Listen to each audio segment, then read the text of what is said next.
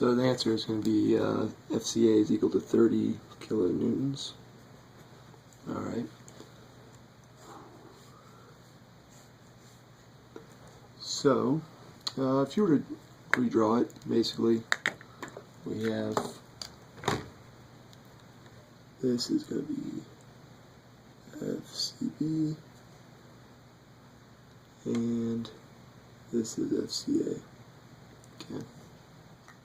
So now that we know FCB, we know FBC, because that is equal to FCB. And we also know that this is equal to FCA. So let's go ahead and find let's see here. Let's go to point B here, okay. So we go to joint B. Alright, and like I said, this is just the method of joints. You could also do the method of sections, in which case you would do a cross section here. You know, but I haven't worked it out, so I'm not sure how it would work out here.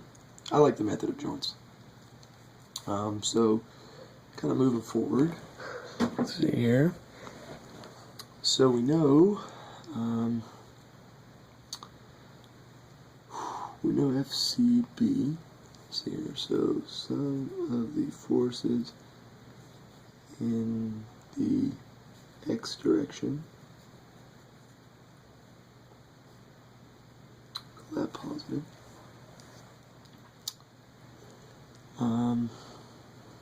Let's draw a little triangle here. This is theta FCB. So we want to find the x value of x FCB. It's going to be cosine. I would do SOHCAHTOA to remember. Yeah, you'd think I would be good at it by now, but nah. Alright, so cosine theta is equal to fx over FCB. So, FCB cosine theta is going to be our positive, and then let's see here. I should make that negative. When you're doing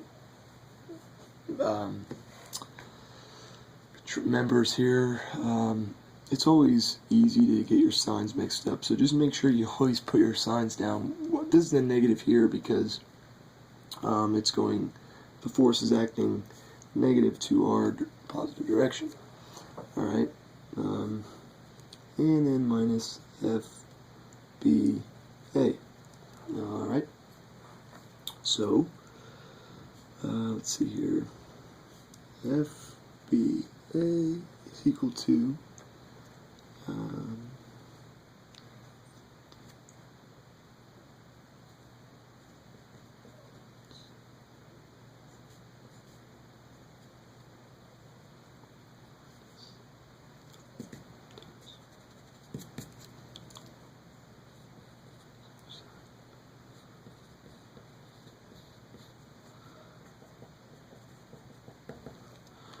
let's draw that out here.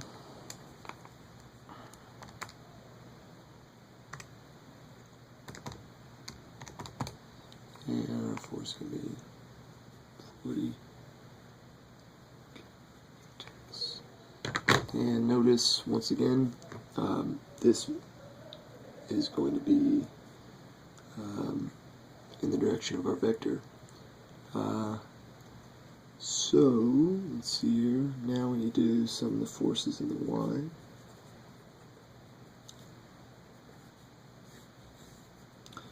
Alright, it's going to be equal to, looking at our diagram here, it's going to be FCB sine theta plus FR, which is our reaction force from the pin, or the area of contact there. So we know that this is negative 50.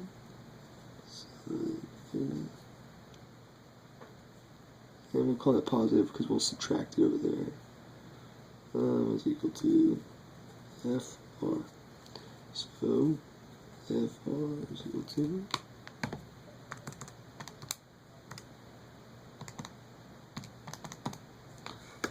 .30 kilonewtons. Alright. So let's go ahead and write what we have in here. We have FR 30 kilonewtons, FCB, or is that negative 50 kilonewtons, FBA 40 kilonewtons, and FCA is equal to FBA, or FAC is equal to FCA. Yeah, we have that down there. So that's going to be 30 kilonewtons. FAB is FBA, which is 40 kilonewtons. FCA, 30 kilonewtons.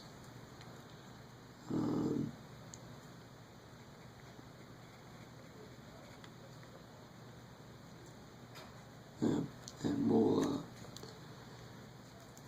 disregard this for now, because that's irrelevant. So let's kind of go ahead and look at each member now, because we're trying to find the average normal stress on each bar, each member. So the formula for stress, this is normal stress, F perpendicular over A, and remember once again, this is the cross-sectional area, and the force goes perpendicular to that cross-sectional area. That is normal force, or normal stress. So, we know, let's see here. Before we go on to that, let's draw a free body diagram of the bar. Do that, and it's going to be something like this. The reason we want to do this is because stress is a vector, and so we want to determine which way the vector is going. And when we're doing the method of joints, always remember that we're finding the forces on the joints and not the member itself. Alright, and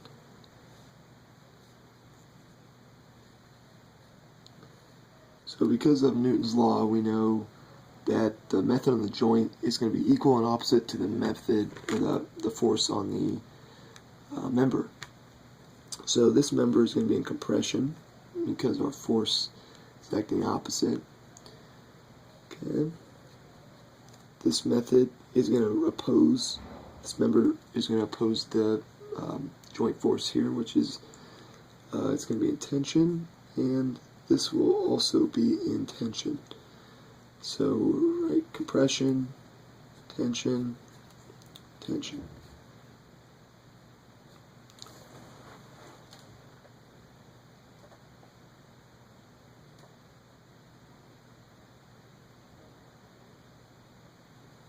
Okay.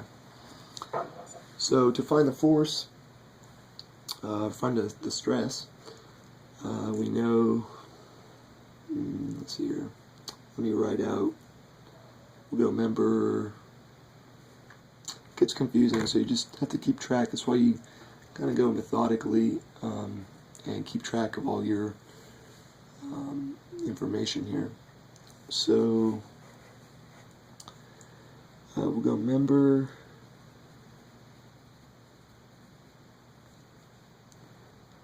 AB, and that's going to be intention.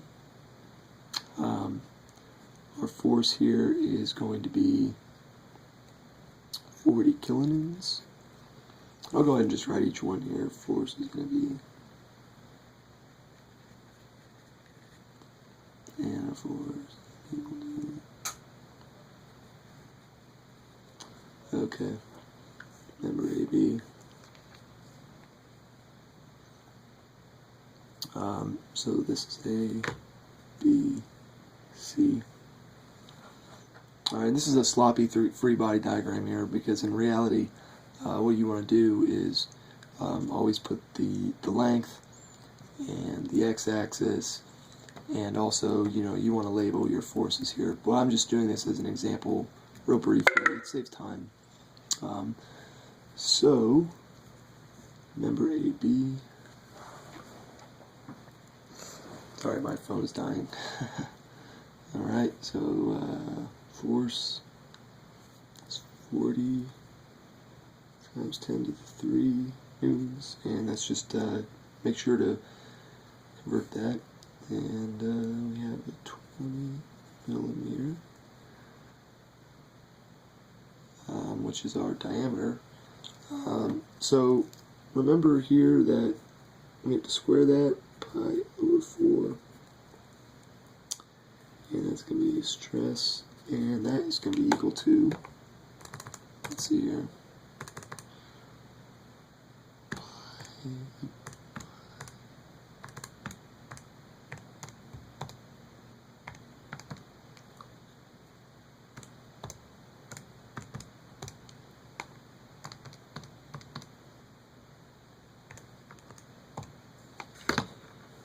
127, and that's going to be megapascals. And remember, mega is 10 to the 6 millimeter equals 10 to the negative 3, but when you square the millimeter, you're going to get 10 to the negative 6 meters, right?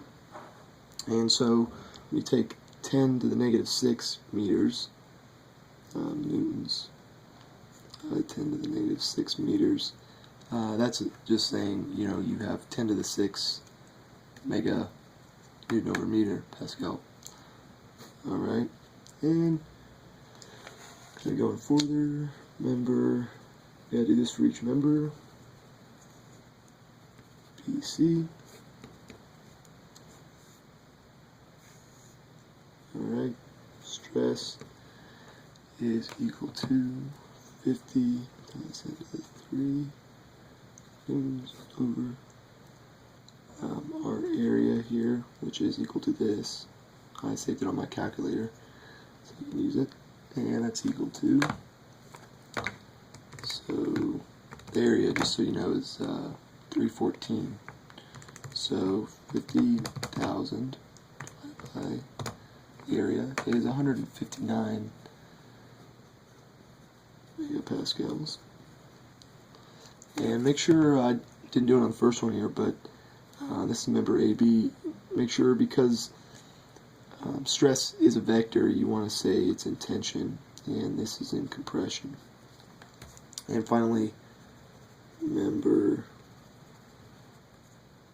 AC, stress is equal to 30 times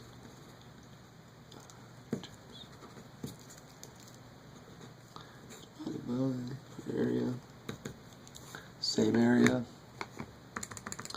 30,